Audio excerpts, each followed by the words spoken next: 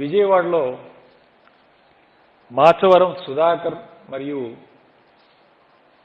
అతను భార్య పేరు మీద ఉన్న ఆస్తి ట్రేడింగ్ కంపెనీ ద్వారా ఆంధ్రప్రదేశ్ రావడం జరిగింది. ఆంధ్రప్రదేశ్ చిరునామాతో ఇవి వచ్చాయని చెప్పి ఈరోజు తెలుగుదేశం పార్టీ వాళ్ళు నానా యాగి చేస్తూ ఉన్నారు. మొట్టమొదటి నుంచి కూడా తెలుగుదేశం పార్టీ ఒక నైజం ఉంటుంది, గుడ్డగాల్చి ఎలా వేయాలి. దీనికి వాళ్ళ పార్టీ ఆఫీస్లోనే మంచి ట్రైనింగ్ ఇస్తూ ఉంటారు. అక్కడ శ్రీకాకుళంలో మొదలవుద్దనమాట ఈ ప్రెస్ మీట్. ఒకే ప్రెస్ మీట్ అక్కడ అచ్చెన్నాయుడు మాట్లాడతాడు, అదే ప్రెస్ మీట్ మళ్ళీ విజయవాడలో బుద్ధా వెంకన్న మాట్లాడతాడు, గుంటూరులో జీవి ఆంజనేయులు మాట్లాడతాడు, రాయలసీమలో ఇంకొకరు మాట్లాడతారు. ఇక ఎలా బురద జల్లాలి అనే కార్యక్రమమే వాళ్ళకి ఒక ఆలోచన.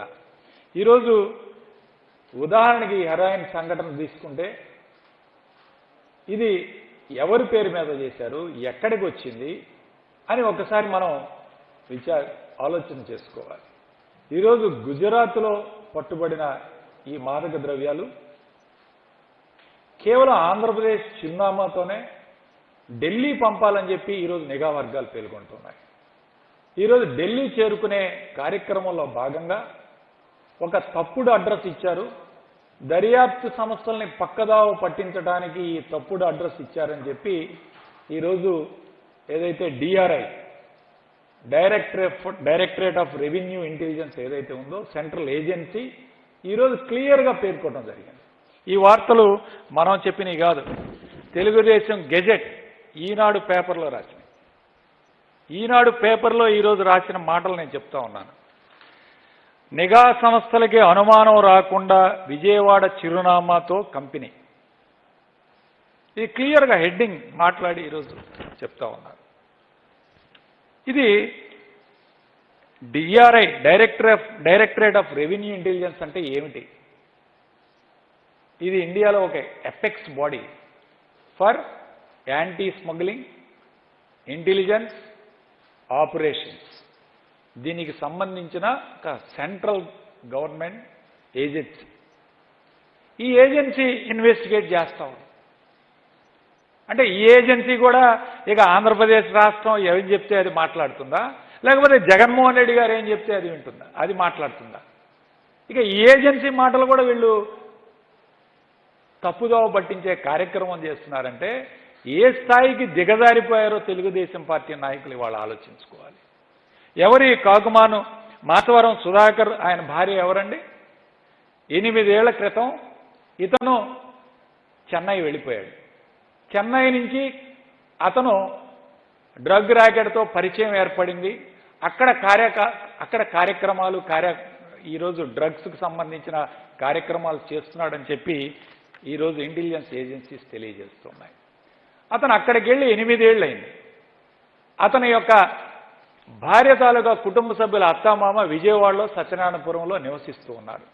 వాళ్ళు ఇక్కడ ఆసి ట్రేడింగ్ కంపెనీ అని ఒక ట్రేడింగ్ కంపెనీ పేరు వరకు రిజిస్టర్ చేశారు. అది ఆ ఫోటో కూడా చూడండి, ఒక చిన్న ఇల్లు ఇది. ఆ ఇల్లు పేరు మీద, ఇది కూడా ఈనాడు పత్రికలో వచ్చిన ఫోటో, ఆ ఇంటి పేరు మీద కేవలం ఒక తప్పుడు అడ్రస్తో ఈ యొక్క నిఘా సంస్థలు పక్క ద్వారా పట్టించడానికి ఈ సంస్థను ఇక్కడ రిజిస్టర్ చేయించి దీని కార్యక్రమాలన్నీ కూడా చెన్నై నుంచి ఆపరేట్ చేస్తున్నాడని చెప్పి నిఘా వర్గాలు ఈరోజు చెప్పడం జరిగింది. కాబట్టి ఇతను ఊరట ద్వారంపూడి అట. ద్వారంపూడి అయితే ద్వారంపూడి చంద్రశేఖర్ రెడ్డి గారని ఎమ్మెల్యే, వైసీపీ ఎమ్మెల్యే చేస్తున్నాడు. ఏమిటండి ఇది? ఇంత అన్యాయంగా, ఇంత ఘోరంగా ఈరోజు మాట్లాడటం తెలుగుదేశం పార్టీ వాళ్ళకి ఈరోజు ఒక అలవాటుగా అయిపోయింది. దీని మీద మాట్లాడే విధానం చూస్తే ఈరోజు నవ్వొస్తూ ఉంది. అలానే హెడ్డింగ్ కూడా చూడండి, సుధాకర్ పాత్రధారి, ఢిల్లీ వ్యక్తే కీలక సూత్రధారి. సుధాకర్ పాత్రధారి, ఢిల్లీ వ్యక్తి కీలక సారి. ఢిల్లీలో ఉన్న ఒక డ్రగ్ మాఫియా కింగ్ పిన్ దీనికి సూత్రధారి అని సెంట్రల్ ఏజెన్సీస్, డిఆర్ఐ ఇవాళ స్పష్టంగా పేర్కొంటున్నాయి. ఇన్వెస్టిగేషన్ జరుగుతూ ఉంది. ఇన్వెస్టిగేషన్ జరగకముందే ఈ రాష్ట్రంలో డ్రగ్స్ వచ్చేసాయి, మాదక ద్రవ్యాలు వచ్చేసాయి. జగన్మోహన్ రెడ్డి గారు కూడా అందరూ జగన్ రెడ్డి తీసుకొచ్చేశాడు. వీళ్ళు మాట్లాడే మాటలు ఈరోజు ఏ విధంగా, ఎట్లా ఈరోజు కుల మతాల మధ్య చిచ్చు పెట్టే కార్యక్రమం చేస్తున్నారు. ఒకసారి ఆలోచన చేయాలి. ఈరోజు క్లియర్గా ఈరోజు పక్కదారి పట్టించడానికి ఎవరైనా ఒక్కటి ఆలోచించాలి. ఈరోజు వాళ్ళు అడ్రస్ ఇచ్చారంటే నిజంగా తప్పుడు పనులు చేసేవాడు నిజమైన అడ్రస్ ఇస్తాడా? నిజమైన తన ఇంటి అడ్రస్ ఇస్తాడా?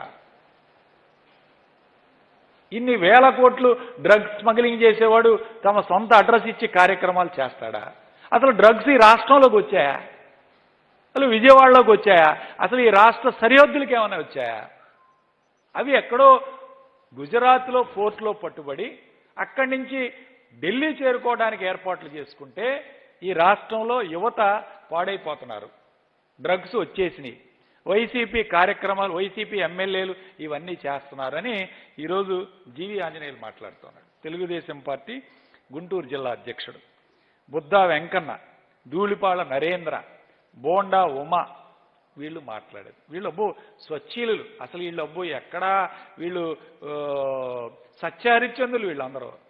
జీవి ఆంజనేయులు మరి మాట్లాడితే తెలుగుదేశం పార్టీ గవర్నమెంట్లో 100 కోట్లు ఈరోజు ఫెర్టిలైజర్ పేట సబ్సిడీ పేరు మీద 100 కోట్లు దోచుకున్న వ్యక్తి జీవి ఆంజనేయులు. తెలుగుదేశం పార్టీ గవర్నమెంట్ ఉండగా ఫెర్టిలైజర్స్, గవర్నమెంట్ మ్యానుఫ్యాక్చర్ చేసే ఫెర్టిలైజర్స్ దానికి అర్హత పొంది దానిలో నీళ్లు కలిపి సబ్సిడీకి అమ్ముకున్న వ్యక్తి జీవి ఆంజనేయులు. సాయంత్రం అయితే ఈయన ఏ గెస్ట్ హౌస్లో ఉంటాడో కూడా తెలియదు. ఈయనకి 4-5 గెస్ట్ హౌస్లు ఉన్నాయి.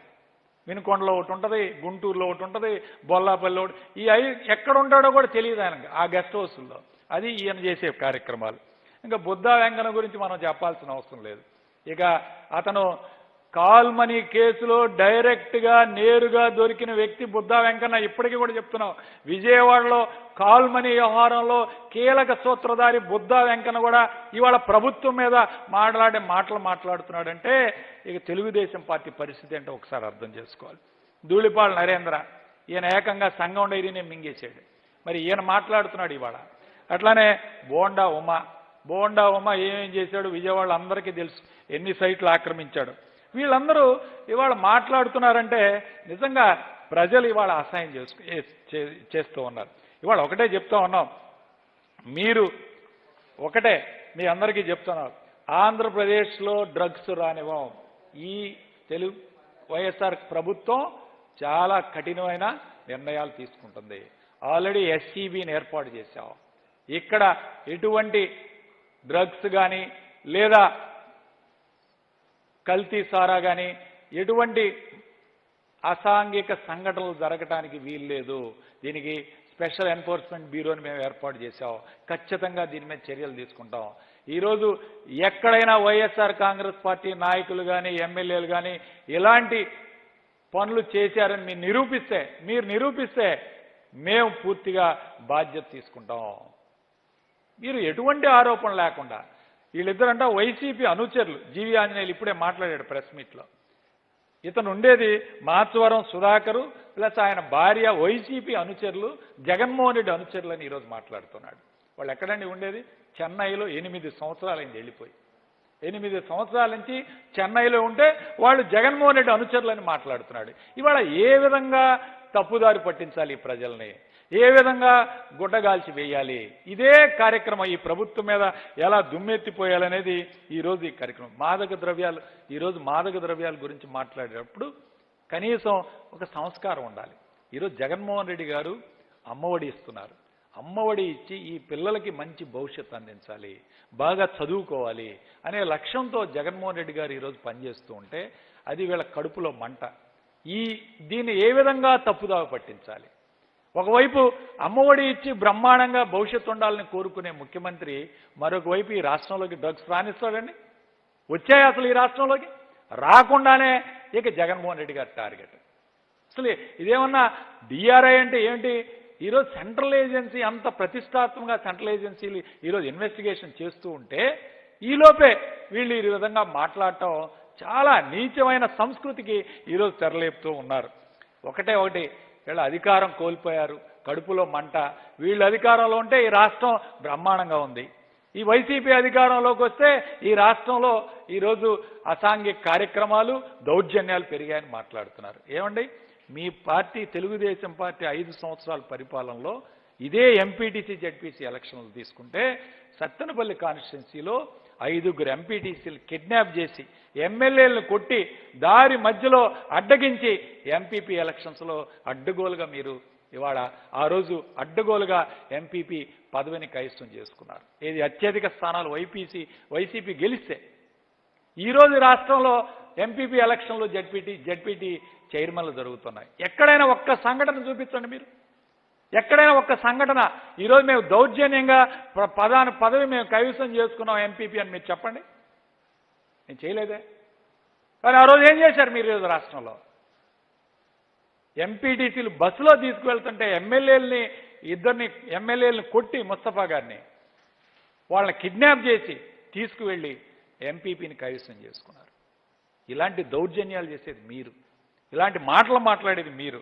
ఇవాళ జగన్మోహన్ రెడ్డి గారు డ్రగ్స్ కాదు, అలాంటి సంఘటనలు ఏవి రాష్ట్రానికి జగన్మోహన్ రెడ్డి గారు ఇవాళ పేదలకి ఇళ్ల స్థలాలు, అమ్మఒడి కార్యక్రమం, అలానే పెన్షన్లు ఇవన్నీ కూడా ఇస్తూ పేదల పాలిట పెన్నిదిగా ఈరోజు పరిపాలన చేస్తూ ఉంటే మీరు అడ్డగోలుగా మాట్లాడుతున్నారు. ఇవాళ ఏ విధంగా మా అయ్యన్న పాత్రుడు మాట్లాడాడు, ఎంత నీచంగా మాట్లాడాడండి, ఎంత నీచంగా మాట్లాడాడు.